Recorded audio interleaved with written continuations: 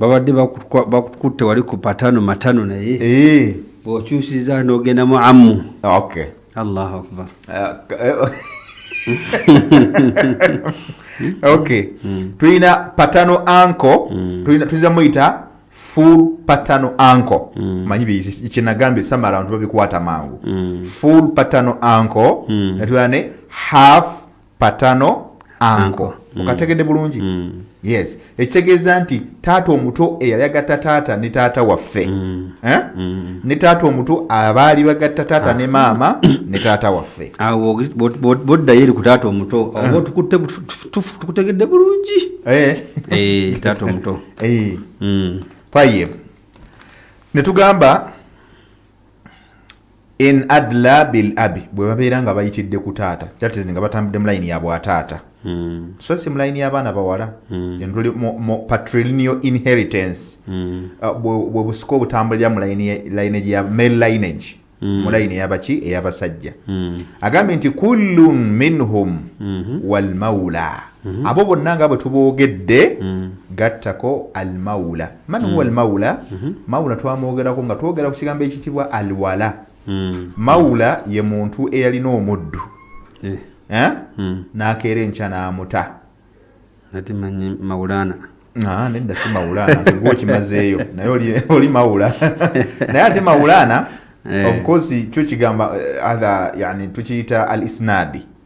Isnadi kiki yani kwe kubeera nga wezzizzaako bugamba nti mawulana omulungi waffe okategedde oba omwezizzaako naye mawula ye muntu omulungi gy'oli eyali badde nga mukwano ogw'onfanfeewo munno ennyo aba akujje mu kizibu nga naawe omuntu wayinza okujja mukomana n'ogamba nti ofuuse wa Luganda mutuufu ku kyonkoledde ne mutandikira awo nti mukwano gwange nfanfee wange kati ne wano kitugamba mawula aba wa mukwano ku lwekyo kyaba akukoledde ng'omuntu okumujja mu buddu.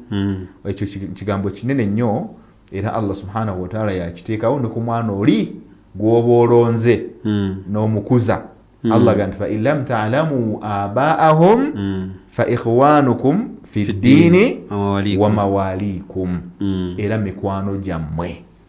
Yes. Era ekigambo ekyo wekiva kubanga kyemba mukoledde kiba kyamaanyi okukuza omwana n'otamulekaawo okubeera kireerese n'omukuza nga muntu wa buvunaanyizibwa mutuufu kiba kinene. Kati ne wano omuntu gwe bajje mu buddu naye mukama we amujje mu buddu either nga yamutadde oba nga bamumuguzeeko buguzi.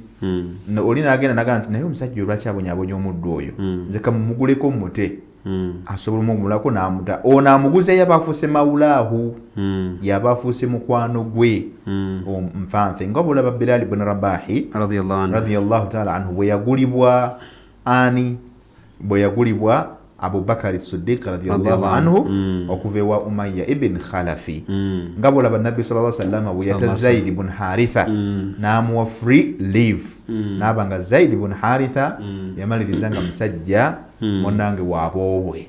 Otherwise singa teyamuta ne Usama bin Zaid yandibadde Abdul Nabi sallallahu alayhi wa sallam. Pale FM kumusanfu kazumenda ekola lyo omuntu wa bulijjo tutunuulira baani abalina okusika. Olunaku lwaleero tukutte ku saidi y'abaami abantu olugalo abafuukidde Oluganda. Alhamdulillah nkakasa batandise naffe mumanyi we tuli eyakatugwako obugwi tabweze ninga ajja tufuna inshallah agende ku mukutu tekirungi tugenda mpola. Sheikh atugambye nti asookera ddala mu basika ddala erisooka ye mwana. Sheikh natugambye eddala eryokubiri omwana w'omwana natugamba eddala eryokusatu jjajja ku saidi yani ku saidi ya taata natugamba eddala erisookerwako mu kusika. Taata naye sewo tetumwogedde taata kwali ne taata nga jjajja tetunamugendako taata yasooka omwana w'omwana kya taata ne jjajja. Sheikh atugambye awo tugenda okutambulira olunaku olwaleero nti kitegeeza nti omuntu bw'abanga afudde betusookerwako okunoonyerezaako ddala mu basika abasookerwako bwe nkakasa era nga bwe bali ku layini bwe beesingako ne ku bibalina okufuna mu mbeera ez'enjawulo. Nabwe kityo gwe abadde yakatwegattako nkakasa naawe yatwegaseeko dda nga Oluganda wadde lufuusa Oluganda nkakasa naawe tugezezaako kubeera nga tumulungulamu katono nnyo. Inshallah tugenda kumulamu tunaba tukubye biidhnillahi taala tugenda kubeera nga twenge kumanyi faraidhu yeetaagamu time for break. Kuba time for break etuyamba okubeera nga refreshinga obwongo tukola service tugende okudda biidhnillahi taala nga nkakasa omuntu oyina kyosobodde okubeera nga ofuna inshallah. Sigala ng'okyali ku Pearl FM 107.9 ekola eri omuntu wa bulijjo. Assalamu alaikum wa rahmatullahi wa barakatuh. Executive Captions ekuleetedde Hijab Nation. Twegatte konga tujaguza n'okwenyumiriza mu kyambalo kyaffe mu ngeri eri halal nga 31 ogw'omunaana Lugogo ku Millennium Grounds. Tosubwa ebyamasanyu bingi nnyo n'ebyokuyiga omuli empaka za Quran, ebitontome, amataali, tarabu n'ebirala bingi. Okuyingira emitwalo 5, emitwalo 10 ate mu ababede emmeeza ya miliyoni 3. Teweerabira abakyala mu hijabu zammwe enzirugavu ate mu abaami mu kanzu enjeru biwagiddwa. Muslim Channel, Jilbab House, Rashida Veils and Makeup, Sula Motors, Hana Events UG, Nexo Hotel, Sanctuary Juice, Glosh Designs and Events, Lori Flower World, Mimi's Glamour Palace, JJ Events, ECOP, Fancy Tables, Aisha Muslim Wear ne Pearl FM.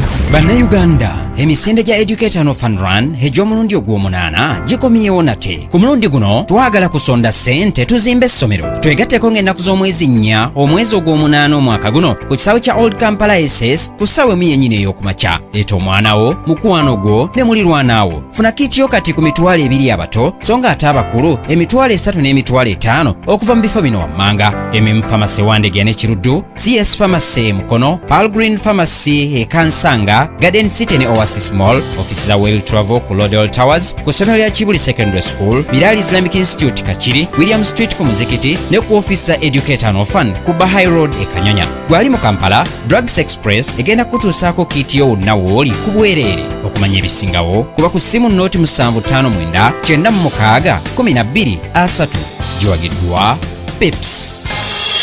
Neera tubizeemu ebyokugemula ebirabo eri abawuliza ba Pearl FM ab'olulango nga ku mulundi guno ogenda kuddamu bibuuzo ebikwata ku programu etuli omukeeze. Kati wuliriza nnyo akanyomero aka Wake Up Call mu programu etuli omukeeze. Oluvannyuma otege nnyo programu The Inside Story ne programu Mpulidde Kamenya mwe tunaawuliza ekibuuzo ekikwata kanyomero kano aka Wake Up Call.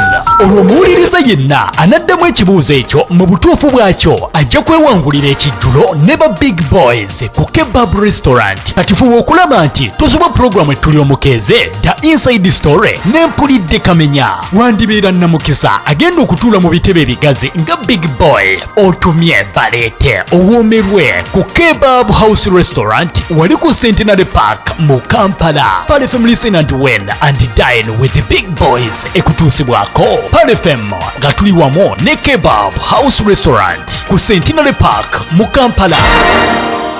Labirira ensusu z'abantu mu makaago ng'obagulira ebizigo bya Movet omuli Movet Habo Jelly, Baby Junior, ng'ono jelly w'abaana wamu ne skin care ajjanjaba ensusu ezifuukuuka. Funa ebizigo bya Movet okuva mu maduuka ne supermarket ezikuli okumpi oba tukyalireko ku mutimbagano gwaffe ogwa www.movetproducts.com. Movet, all day confidence.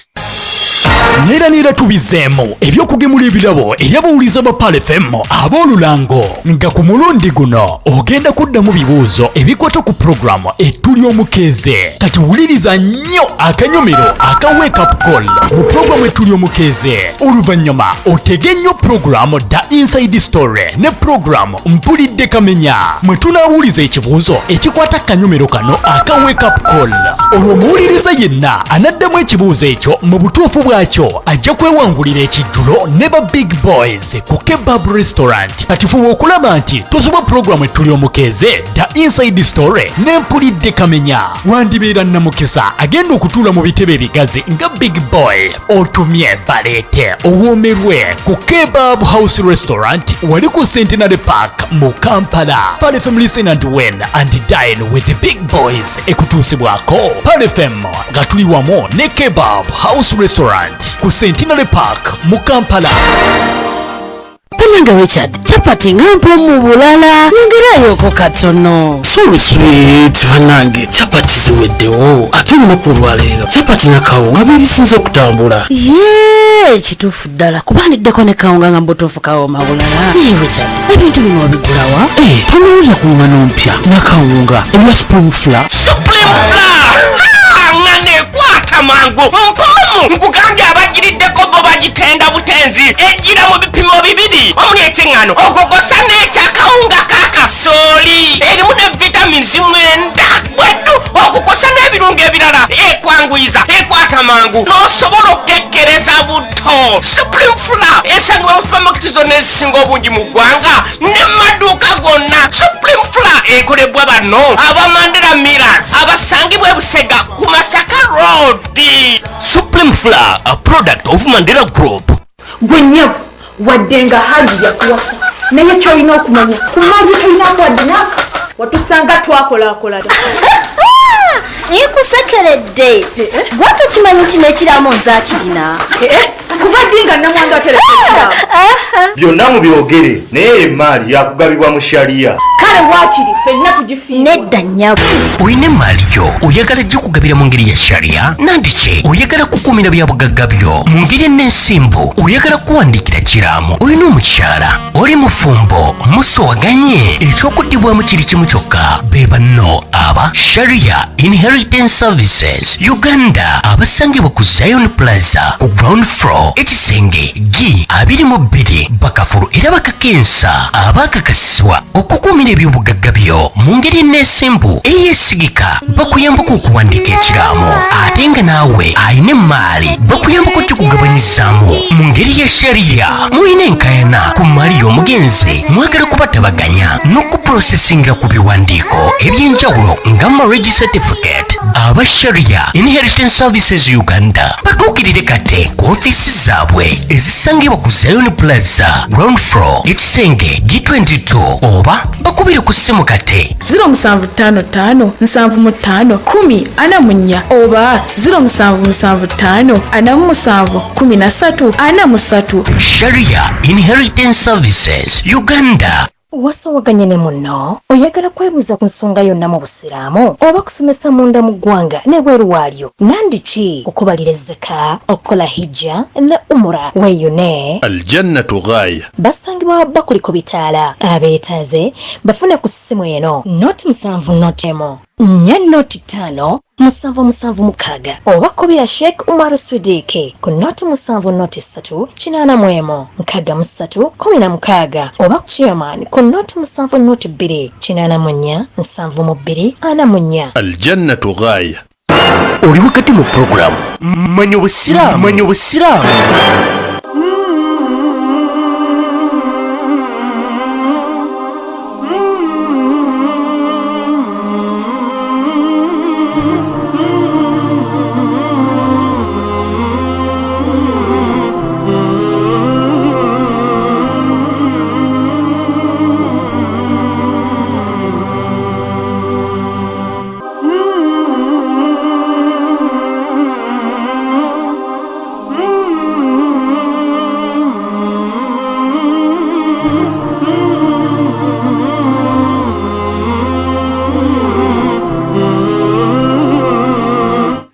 Pale FM kumusangu tunazimenda ekola eri omutwa bulijjo tukulisayo okuba mukumulamu okwo ate neombaka abakama baffe tukwebaza okubeeranga okyekumire ku Pale FM kakasa bingi byofunye bingi byoyize bingi byogenda okubeeranga weeyongerako okumanya ekiro ekyaleero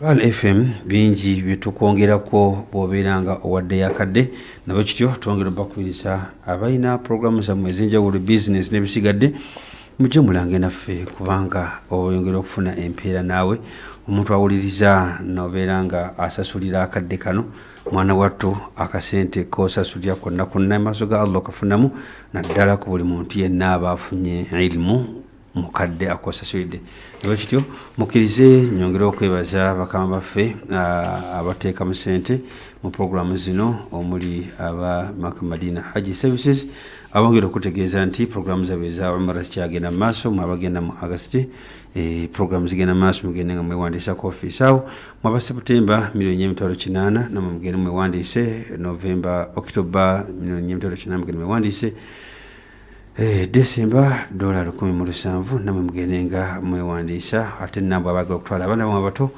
mu January $3,995 mugende mbawandiise omwana omweka surprise akakulu mu bulamu bwe. Boutique Road basanga Makka Madina osono bakwira ko 0772525556 oba 0708 kinana 1800 ne 0708 ana mukaga nkaga musandukaga mwemu bagambe nawe ayagala okukola hijja genda obeeranga wandisa emiryango migule $4,335 zikumala ate gwe ayagala okugendera mu premium bagambe sasula $5,000 beeringa ogenda ku nyumba ya Allah subhanahu wa ta'ala kibanja mbola bakikwata ate era n'okuteesa muteesa biba Makka Madina Hajji Services. Islamic University in Uganda nabo bamukubateekamu ssente mukadde kano nga bongera okugamba yenna ayagala okwewandiisa mu lusoma lwa August intake bagambe nti ngo yakusoma law education mascom BLT BBS n'endala nyingi ddala jangu obeerenga kwewandiisa ku data certificate degree ne masters ate mwe nursing ne midwifery n'abagamba interview zigenda maaso mwabatafuna principal pass ne mu babafuna yemu yokka nammwe mwewandiise mu March April intake musobola okubeeranga musomali bannammwe mu main intake y'omwaka guno. 207-772-0500 oba 0704-94-13 ojja kuba wafunye bulungi aba Islamic University in Uganda.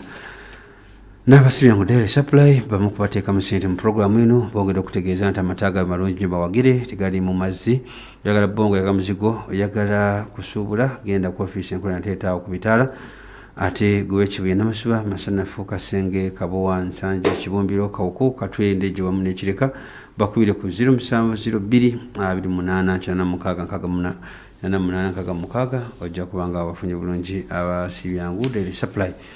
Bona Prestige Margarine bongera okutuusa ku siyaji omwe abamesa emigaati ngwa bakery namwe bagenda ku mikolo mu mugule wa layisi ate nga kekereza gwagira ayagala okusuubula genda mu kikuba ku Chapman Enterprises bajja mukuwa mu bungi so nga ate gwe ayagala omutono genda mu maduuka Shamaxes kuli okumpi ojja kubanga osanga mu Prestige Margarine ajja kubeeranga kuyamba ku baana bo nabo omuntu mukulu. Abana babuwala bamusako nabo obulinzi abagala okutama program entabiro y'omuvubuka FM kuva ku ssaawa 10:11 buli Lwamukaaga bagambe jangu obeerenga wandiisa asobola okuyiga ku mbeera y'okubaganya ebirowoozo n'okwetaba mu nteekateeka eno so n'okuba ku 0753-275-75 ojja kuba wetaabe bulungi mu ntabiro y'omuvubuka ku Pal FM. Superstar Nassar Primary School Siminadine Boarding liva ku Nassar Park Primary 7 ndiri wayonjo ddala envamenti sande omwana asoma okubeeramu basomedina mu nebyensi basangibwa ddala seta mukono kilomita 16 kuva Kampala jahayo okukuba kwennyini ku basanga nzano bakwira ku 0702-5853 oba 0752-9795 ojja kubanga Haji Sulaiman Mutebi omusanga waawo era nga bakwaniriza nkakasa bwe tuva mu bulango obwo obwabakamba baffe abadde alina kyamaliriza naawe baze okubeeranga weteeka tugenda kubeeranga tugenda maaso ne mukadde waffe yetegeseddwa okubeera nga atwongerayo baani abalina okusika ku saidi ey'abaami. Naam Sheikh, naam otuwumulidde ng'ogezaako otutemerako kungulu kubalina okusika ku saidi obwami otugambye nti omutendera ogusooka gwe gw'abaana abaana b'omugenzi tugenda mutendera gw'okubiri abaana b'obulenzi netugenda mutendera gw'okubiri abaana b'abaana sigeza abaana bebazaala notugamba mutendera gwokusatu be bataata b'omugenzi notugamba mutendera gwokuna be bajjajja. Ndowooza nange kilasi njebadde mbulungi alhamdulillah. Manyi oli mu kilasi muneta naye bimusobako ng'omuntu n'asomagira naye alhamdulillah nkakasa kilasi njirimu. Naam Sheikh. Naam, bismillah wassalatu wassalamu ala rasulillah sallallahu alaihi wasallam amma ba'd. Assalamu alaikum wa rahmatullahi wa barakatuh.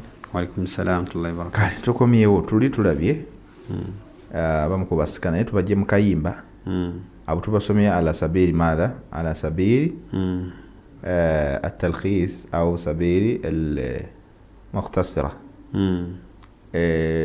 مكوبة يوبون بيمبي ومسامرة naye sabilul basti wa tafsil tugambye sabilul yani talkhis mu mbeera ya samare tugambye bali 10 naye tugenda fi sabilul basti wa tafsil mu mbeera y'okubanyonnyola okubamalayo mu bugazi babeera abasika 15 mu basajja era be bano wammanga alina ekitabo wandiika asooka ye mwana omulenzi ow'omugenzi ekyo nkimali omwana omulenzi ow'omugenzi ne mbeeramu ibnul ibn ye muzzukulu omulenzi omuzzukulu w'omwana omulenzi omuzzukulu asooka ye mwana ow'omugenzi ow'okubiri ye muzzukulu omulenzi ow'omwana omulenzi oba kitegerekeka omwana wa mutabani wo okategedde tayyib wa in nazala bimahsi dhukuri newankubadde okukka nti osobola okubanga oyina mutabani wo naafa n'akulekera omuzzukulu omuzzukulu oyo naye n'azaala omwana omulala muzzukulu owokubiri kati omuzzukulu wo asooka n'afa owulidde ono omuzzukulu wo owokubiri asigadde ali mu kifo kyekimu n'oli eyafudde era naye bw'aba afudde n'abanga alina gwalese gwazadde n'oyo gwazadde asigala mu kifo kyekimu nga kino kibagambye nti bimahthi bimaani wa in nazala bimahthi dhukur newankubadde aba afudde aw'eddaala erya waggulu naye ate gwabalese asigala akola kyekimu kubanga abaana buli lwe bazaalagana baba beduplicatinga nagamba al abu jajja ye taata w'omugenzi taata w'omugenzi netubeera al jaddu min qibali al ab jajja musajja ku saidi ya taata jajja musajja ku saidi ye jajja w'omugenzi wa in ala bimahsi dhukur n'okwambuka waggulu singa tutambulidde mu layini y'abasajja kitegeeza jjajja asooka asobola okubanga waali oba nga taliiwo bw'aba nga taliiwo waliwo possibility y'okubanga jjajja owokubiri waali kitegeeza taatawo gwayita jjajja okategedde ako gwe gwoyita jjajja weeriseeka gyeri ate kati abantu ennaku zino banguwa okuzaala kyolina okusooka okumanya kati ekyo newaffe ne kujjajja owokusatu osobola omulabako so kati wano kyetugamba kiki jjajjaawo gwe gwoyita jjajja yazaala kitaawo kitaawo gwayita jjajja okategedde bulungi ye jjajjaawo owokubiri gwe kitegeeza nti azaala kitaawo ayinza okuba nga taliiwo sibe bayita bannakabiri naye nga abo bazzukulu bajjajja bati balina nakabiri kale jjajja nakabiri nakasatwe ngaabo bitwalibwa bityo kati ne jjajjaawo gwayita taata abeera jjajjaawo wakusatu gwe omwana ate aba jjajja wakubiri eri kitaawo kati kitegeeza layini eyo n'okwambuka waggulu nti jjajja asooka wataliiwo owokubiri atekinga over owokubiri owataliiwo owokusatu atekinga over kitegerekese eka nti wa in ala kibategeeza n'okudda waggulu asooka yabeerawo w'enkizo addako ajja ono asooka takola ki taliiwo to take over nam ne tugamba naye jjajja oyo omusajja tutunulira ku saidi ya taata so si ya maama al akhu shaqiq muganda wo bwe mugatta taata ne maama twayise babanul ayani muganda we mugatta taata nani ne maama y'omu taata y'omu muganda wo oyo omulenzi owokubiri muganda wo al akhu li abu muganda wo bwe mugatta taata nga bamama baki banjawulo okategedde owokusatu bwe tugamba muganda wo kitegeeza tutegeeza gwe wafudde okategedde al akhu li ummi muganda w'omufu ku lwa maama kitegeeza nti